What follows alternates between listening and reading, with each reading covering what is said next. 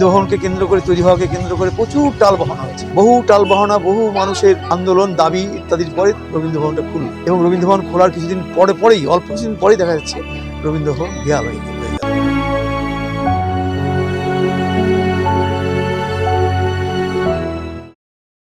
বাঙালির মেধা, মনন এবং বাংলার সংস্কৃতির উপর আক্রমণের প্রতিবাদে রায়গঞ্জে অনুষ্ঠিত হলো সাংস্কৃতিক সভা প্রতিবাদ মিছিল। বুধবার রায়গঞ্জে ভগ্নদশাগ্রস্ত রবীন্দ্র ভবনের সামনে ভারতীয় গণনাট্য সংঘ উত্তর দিনাজপুর জেলা কমিটির উদ্যোগে প্রতিবাদ সভার আয়োজন করা হয়। সভায় সর্বস্তরের সাংস্কৃতিক কর্মী ও সাধারণ মানুষের উপস্থিতি ছিল চোখে পড়ার মতো। প্রতিবাদ সভা থেকে রায়গঞ্জের ঐতিহ্য ও গর্বের রবীন্দ্র ভবনের দ্রুত সংস্কারের দাবি ওঠে। পাশাপাশি রাজ্য জুড়ে সাংস্কৃতিক কর্মীদের উপর কথিত আক্রমণ এবং বাংলার সংস্কৃতিতে আঘাত করার প্রতিবাদে সরব হয়েছেন বক্তারা। সভায় রায়গঞ্জ মনন শাখার শিল্পীরা প্রতিবাদের গান পরিবেশন করেছেন। সলিল চৌধুরী গানে এবং পূজা মজুমদারের কবিতায় প্রতিবাদের সুর আরো জোরালো হয়ে ওঠে। সভায় সভাপতিত্ব করেন লেখক আশিস সরকার।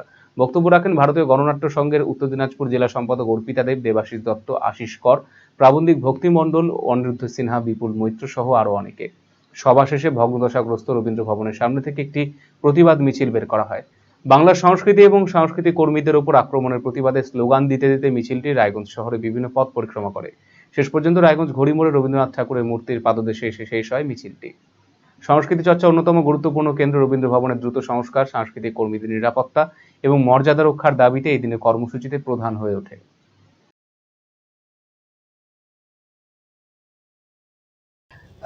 সব জেলারই একটা গর্বের বিষয়।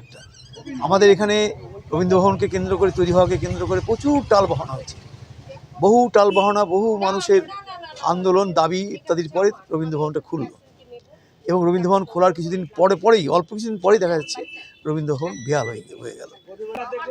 যে চর্চাগুলো আমাদের সমৃদ্ধশালী চর্চা, সেই চর্চার একটা প্রধান কেন্দ্র হচ্ছে সব জায়গায় রবীন্দ্র ভবন, কিন্তু আমাদের এখানে শিল্পীরা সেই রবীন্দ্র ভবনটা ব্যবহার করতে পারছে। আমরা এটা নিয়ে খুব দুঃখিত। এটা নিয়ে আমরা মনে করি যে এটা সরকার ঠিক করছে না এবং এটা সরকারের সমালোচনা হওয়া উচিত এবং আমরা সমালোচনা করছি এবং এটা অবিলম্বে এটা খোলা দরকার। এবং তারই সেই বিষয়কে কেন্দ্র করেই আজকেও আমরা এই যে কিছু সঙ্গীত, গান, আবৃত্তি, বক্তৃতার মধ্যে দিয়ে যেটা বলবো, সেটা রবীন্দ্র ভবনটা তাড়াতাড়ি চালু করো। যেভাবে যেখান থেকে ফান্ড নিয়ে আসা দরকার, কাছেই গেলে এবার ফান্ড নেই, নেই, সব কিছু হচ্ছে শুধুমাত্র রবীন্দ্র ভবন, যেখানে আমাদের সাংস্কৃতিক চর্চার কেন্দ্র, হ্যাঁ, এবং রবীন্দ্রনাথের নামে এটা রবীন্দ্রনাথের নামে হওয়াতে অসম্মানের ব্যাপার। আমরা প্রতি সরকারের সময় দেখি যে আসলো নতুন সরকার, আসার পরে দেখা যাচ্ছে মানে এই হচ্ছে সেই হচ্ছে, এই কথাগুলো আমাদের শুনতে ভালো লাগে। তৃণমূল যখন এসছে তখনও এরকম কথাবার্তা বলছে, শুনতে ভালো লেগেছে।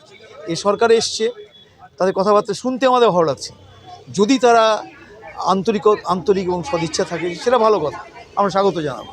কিন্তু যতক্ষণ পর্যন্ত এটাকে মানে পুনর্নির্মাণ বা পুনর্গঠন না হচ্ছে, ততক্ষণ পর্যন্ত আমরা হাতে তালি দিতে পারবো না।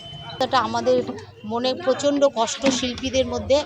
আর তার মধ্যে হচ্ছে এখানে আমাদের ছোট ছোট অনেক নাটকের টিম আছে, যারা মঞ্চের অভাবে নাটক করতে পারে না, তাদের প্রচুর অর্থ নেই।